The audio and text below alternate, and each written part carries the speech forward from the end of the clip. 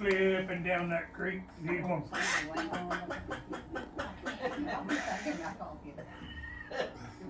Yeah, that's you're my laughing fault. and you're asleep. Hey, walk out and got behind this old tree, and he come by there. He coming down through there, and he's slipping, he walk a little bit, he go. He trying to make me think there's a squirrel there. He just got past me, and I said, boy, you're looking at him, blow your head off. Scared him. I ain't kidding you, it scared him, but I know who it was the first sound he made. Man, him both, I could make a squirrel come down out of a tree and come to me. I've done it more times than one. There's certain times of year that it's food. When they really carry on, they go crying, they go. Oh, I've heard that sound. Well, that's something else that they done there about about cutting those trees and cutting the road. I had an accident. I sold George insurance, but we were all doing firecracker work. Okay, firecracker. You know, I thought it was a good place on that kind of creek out there on Tully. I was scared the back of it, nothing fall down. Okay, I had that in my hand. I thought I could turn loose of it. Man, I couldn't turn loose. That thing went off, and it just put like a hot, seriously, fire through it. Jerry, can you remember walking me over at Grandpa Johnson's? Okay. I could go, Mom. He took me past there walking, I was what, 8, 9, something like that. And Grandpa took my hand, but he asked me if I believe in God. If I believed it. And I told him yes. And I don't, he didn't say it out loud, but he had my hand. He said he used to read a place in the Bible. Okay. But did you Stop know, nosebleeds I went and stuff. home on the bird. I went back home that next morning, the bar was all out of my hand. What was your Grandpa John's? My daddy's daddy. Our daddy's Mine. name. Yeah. But he would never tell us the verse. No, but he never used to us the verse that he If used. anybody had a nosebleed, they'd go to him. Yeah. and all Or a that burn, stuff. apparently.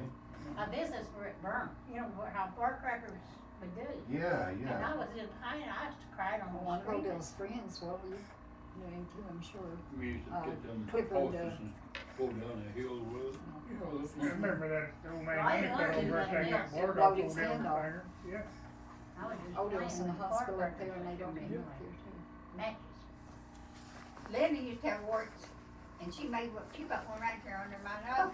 You know what, knowing what I did, know now, honest to God, she I did, she honestly straight right probably there.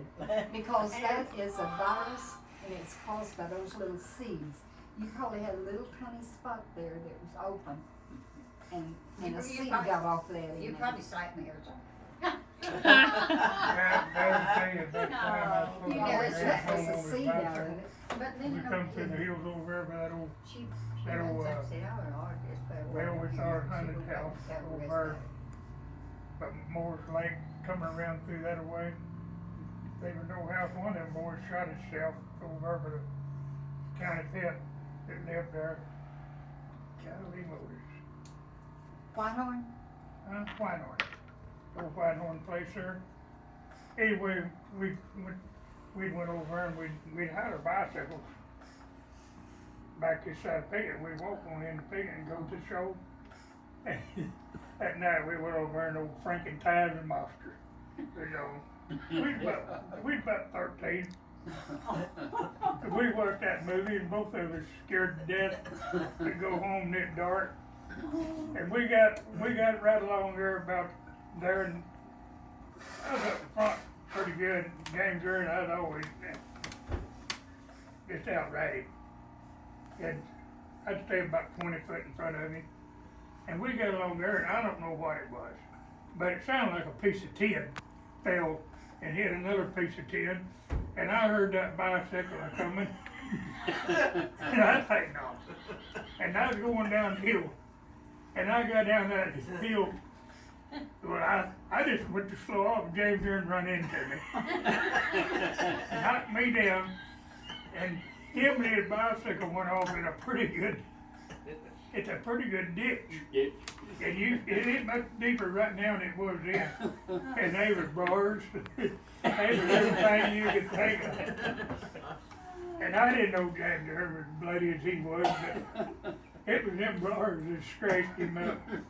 Well, did he hear what you did and it scared him too? Yeah, it Oh. scared him first, Oh. but I know he was coming, so I lived too. But anyway, we're going down this big old hill to top it all off.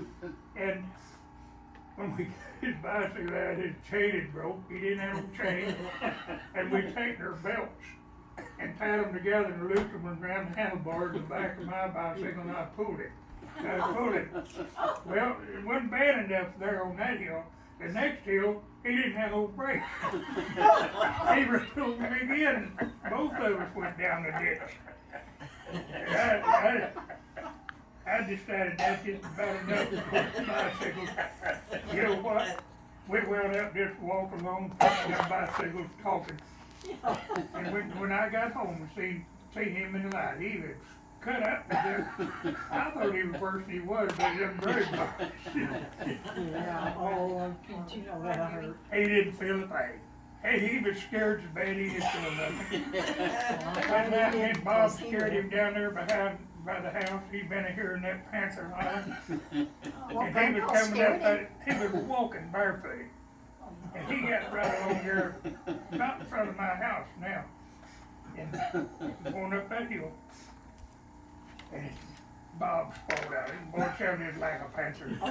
And when he did, I ain't kidding you, you could see the fire flying from James Earth's bare feet going up that gravel road. Now he was going up that road. When he got to the house, well, a few minutes, I come in the back door and he was telling me about that panther's right here on it. And he's right here in the house. I said, you sure? He said, yeah, I just heard it. And he was excited. Well, a few nights before that, me and Bob, we didn't mean to scare Grandpa. We was going to scare James Earth.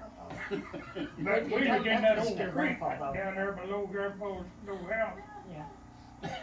Bob went to swallowing out, and boy, about that time, Grandpa had that pistol out and they was fire flying the barrel, and guess what? Me and Bob crawled down that ditch. We went down that ditch, and I could hear him up there, and James Earl was saying, I told you there's a panther down here. And we never did, James Earl never did know the difference, and I wasn't about to ever tell Grandpa. Oh, no, and But I'll tell you something, we stopped that. Call me out like Bob did. I want to do it again. Sound Oh, I like a can't do it. I can't do it like Bob did. Bob would sound just like me. And I told Bob that there's a panther over in the mountains. Well, you see it. I thought I was gonna get my big sister Carmen, but anyway, Oh, I was coming up this hill, and it just dusty dark, and then none of them are blowing there. Boy, that thing swallowed out. It was right there behind me. It just makes chills run up your spine. And I knew what it was when I heard it, because I'd heard so many stories about them. But it did. It sounded just like a woman in distress, screaming in agony. Boy, I went stepping it off pretty good. I didn't know who placed out or nothing. And I loaded my bow back up. Not that I could have done anything with it, but anyway, I was going up pretty good mountain, coming up through there. And that thing hollered at me at that time, it was in front of me. Oh. And it swallowed out again. Going toward the And camp, was it? I was still going, I was determined to go to buy a car. Yeah. And the last time it hollered, it was way over to one side of me, and it was more towards the car, and I thought, I'm still going to my car. And I got in the car, and I rolled the window glass up, and I sat there a little while, and I thought, I ain't staying over here tonight. I ain't going hunting in the morning. I went home, and I told Bob about it, and well, Claire May, me, and Bob Mitchell, we went back over, and I guess Bob had bought that big old ham, put it on we had it on the table, this big old ham. And we had it on the table, and here's the fire right here. Bob Mitchell was in the back of the truck, and Kemper. Claire May was on a cot, laying there right looking in 6 foot of it, by the fire. And I heard something rattling out there, and I raised up and looked there, and this big old panther up on the table, eating that ham. Oh, no. right back Here's there. Claire May right there with that thing pulled over her head looking just like this. Oh, she was watching him. She was watching it. Oh. He said Bob had the back of the camper thing up and looking up. Neither one of us had a gun. My Boer-Breuer was in the trunk. And Bob went to beating on the tailgate or something, or he made some kind of noise and it dropped down off and it went about 20 foot and it turned around and looked a little bit and it blacked. And it went on down the hill. I think we hunted the next day, didn't we? Yeah. Well, we went ahead and went hunting. Yeah. Well, what'd you do about the meat? You have to throw all of that No. somewhere where he'd come No, back? it didn't get it all. It drug it a little ways. But he We didn't weren't eat ready it. to get the best of us.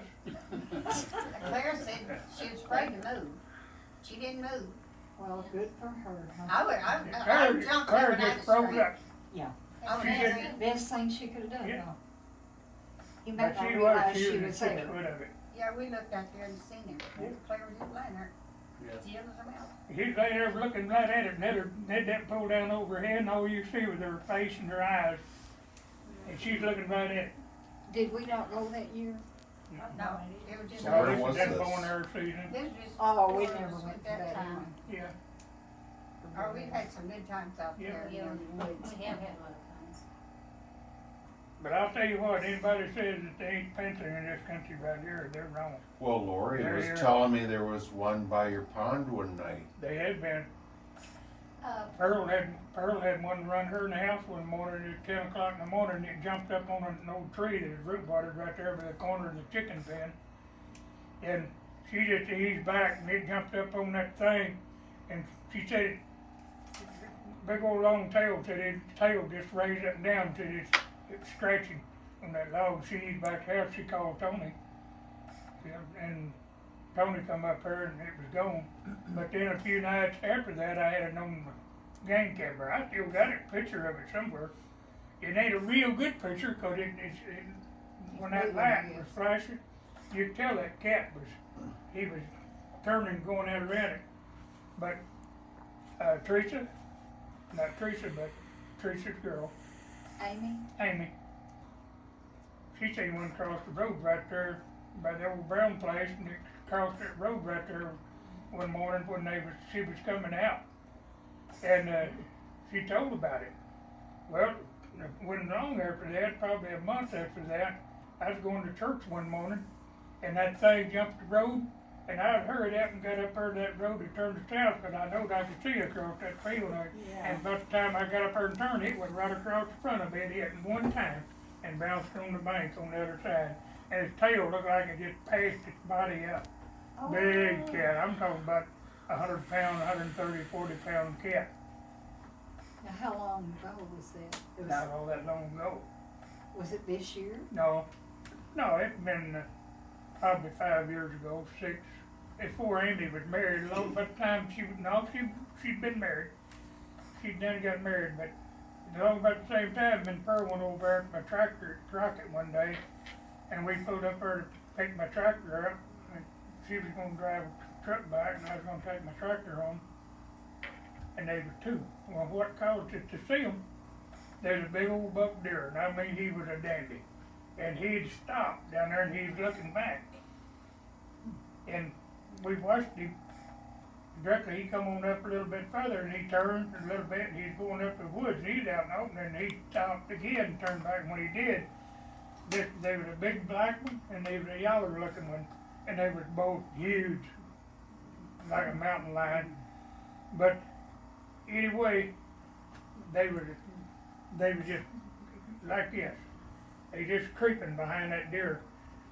And that deer knew they was back there. I thought, yeah, that's what's going with a lot of the deer. But I got on my tractor and we watched them pretty good while and that deer went in the woods and them two cats followed that deer. They was trailing him. Oh, But I got on my tractor and drove in home. She bought the truck. you were. I was laying down getting a drink of water one night out of a creek. Right over by Crockett. Then Johnny'd over. And we both thirsty at about midnight. We both driving. Johnny was driving Dad's old B John there, and I was driving the first tractor I'd ever bought. That one installed tractor, and we got down there and there was a big old pretty clear hole of water in that creek. I told Johnny, I said, there'll be a hole down through there somewhere in there, and both of us were laying down, getting a drink, and I heard something, a hissing, just like it was hissing, and it was just a big old cat. And we raised up, and as we were around, it went over our heads and landed in the bottom of the creek. And me and Johnny both got a good look at it. And when it hit, it looked like its old tail just passed its head up. Oh, Well, then there's some foxhounds running. And they finally get the foxhounds got there, and that's as far, they didn't know where that cat went when it got that creek. It's one comes one way and some going the other. We went back and got on the tractors and drove all night, and the next morning, old Chester, married Rita Crockett, Smith, yeah. He come down there in his car, and we was telling him about it. He said, yeah. He said, that's what's been going with my goats. He said, there's something better killing my goats and carrying them off. And he found where they killed them, you know. I said, well, I know what's done it. And Junior Watson come over, and that's who was working the ground for her. We went down that creek, and you wouldn't believe the size of that thing's cracks. And old Junior said, I would never believe it if I hadn't seen it. I said, you'd have believed it if it jumped over your head. yeah. Well, I thought I was near one time. You had told me that y'all had seen one, or Pearl had seen. That might be the day that one caused her to go in the house. And then you got a glimpse of it later. Yeah. Okay, I had to go home. At the time I was living in Diane's house. But my mailbox was still where it had been. You know, that little incline there where our house is, and then down here was Uncle Luke's where I was living. Yeah. And I stopped and got the mail. And I was partly up the little hill where it's at. And I heard something coming right by me. Right by me.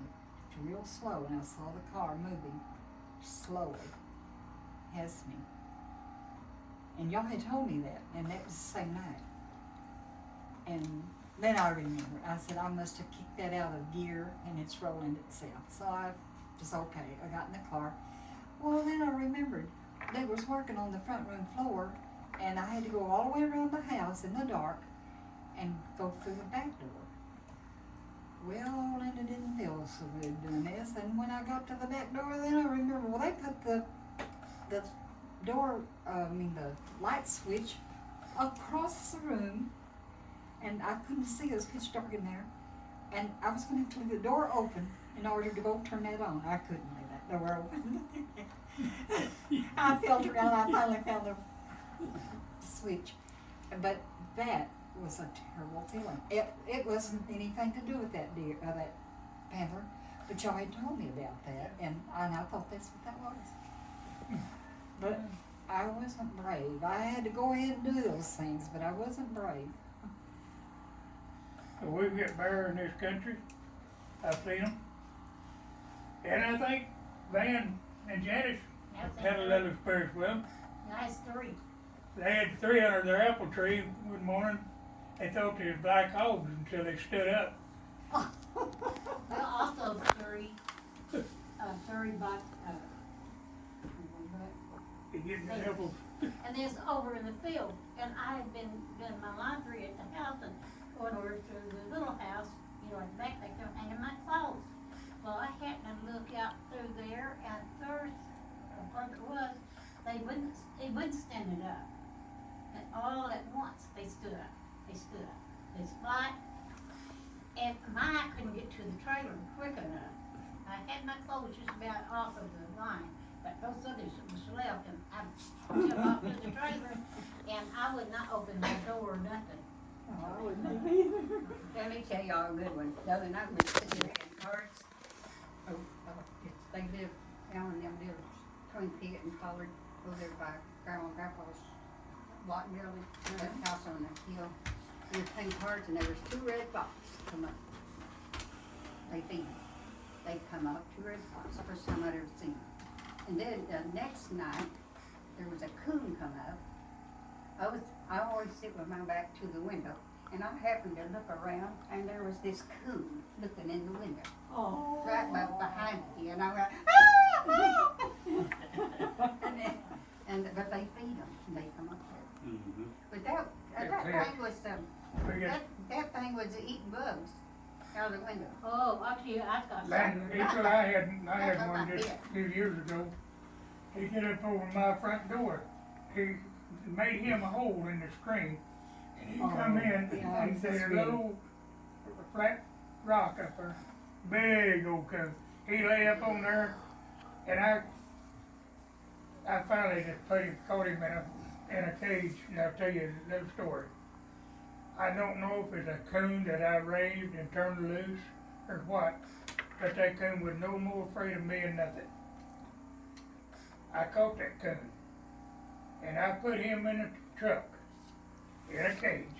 I put him in a little boar dog cage, and I taken him over here to St. Francis town, St. Francis is on the river, and I thought that'd be a good place to turn him loose. And I drove under the old trestle down toward the swimming hole where Butch drowned it. And I turned around and I stopped there in that old road. And I opened that cage up on that coon. I said, "Oh boy, you got you a new home." And that coon looked up at me. He just looked at me. He looked around down through there. I said, "Come on out there. Come on out there. You got you a new home." And he walked out on that tailgate. And he looked around just as unconcerned. And I guess he got a whiff of that river, that water.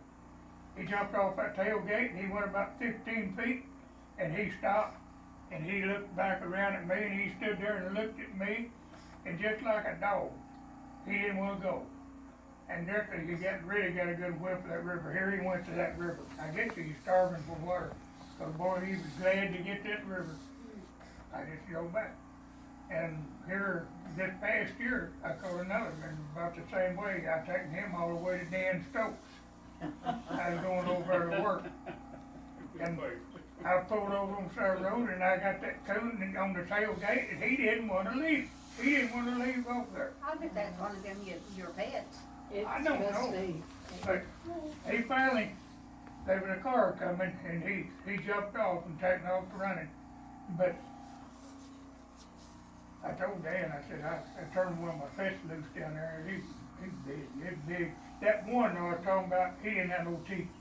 He was just as grave faced as he could be. His teeth was wore off. But he was laying up on that ledge. But I had one sow coon that I let run loose, because I raised her for the pearl did. And it left. And it was gone a long time. One day, or one night, we'd been somewhere and come in. There was eyes all over the place out there on a little ledge, or a fish bench thing where it came fish. And they was all laying up on that. And there was her and 4 lemons. Oh. And she broke them back. And she come to me. She knowed my voice, and Isn't that something? I don't know how, them coons was pretty good size, and, but they stayed there a long time. They'd leave and they'd come back. They'd leave and they'd come back. For all about that same time, she raised this baby cow. And I bought her in, there was a field burning off over on the, Conley place. And I kept hearing this little noise, and it was a baby cow, little bitty. I went down there and I picked that little cow up and it just grinned at you to show you its teeth, and it was like it was grinning at you, And I taken that to the house and it wasn't no bigger than nothing. And I thought, well, I ain't gonna let that die, or I ain't gonna kill it. And I taken it to the house and Pearl raised it on a baby bottle. And not a big baby bottle, but a doll bottle, nipple. And she raised that cow, and that thing run loose in the house. And it's pretty good size. About a third year old, not hardly half year old. One day it just disappeared. And I thought, well, it's got out and something's killed it, or it's run over. One morning I heard Pearl scream, and it just daylight, because she'd always get up early. I heard her scream just a minute, And she come running back to the bedroom where I was at, and I got up, she said, there's a big old cow in our house. Oh, She opened the door and that cow come in the house and went to the kitchen. It was hunting something to eat. It was that cow that I raised. I went in there, cow ran in there and jumped up on me, tried to jump up on me 2 or 3 times. And that cow had left there, it drove to full size. Oh. And been gone all that summer. And then that fall it come home and hungry. It stayed there, it'd leave and it would come back, it would leave and it would come back. And it was down behind the house last time I seen it, and it come almost to me, but it wouldn't hurt it. I know it was there, just its actions and everything. It circled out, it shied around me over here, and it looked at me like, come on boy, come on over here. And he'd almost would. But I believe if I'd had something to feed him, I could have fed him. Oh, yeah. And that's the last time I seen it. I raised a deer there the same way. They don't forget you. That deer, the last time Cletus raised one. And that Cletus had, it had his tail broke. Oh, yeah. And so he raised it. And it finally got loose with it. One day I was down there on four-wheeler behind the house, and here come this deer. It chasing my four-wheeler. And when it got up there to me pretty close, I stopped, and it got up there pretty close, and it stopped. And I looked at it, and I just talked to it, and that deer just looked at me. And when I went to take off, here it come again. It followed me all the way up to the house. Well, that was the one Cletus raised. Oh, yeah. Well, after that, I was over again, and I traded and bought a new one, new four-wheeler, and it had that white flag sticking up on it. That deer chased me all over the place down there. They're chasing that white flag in that four-wheeler. Oh, that's Yeah. what. I wish I'd had a camera taking Yeah. filming They're of it, cute. but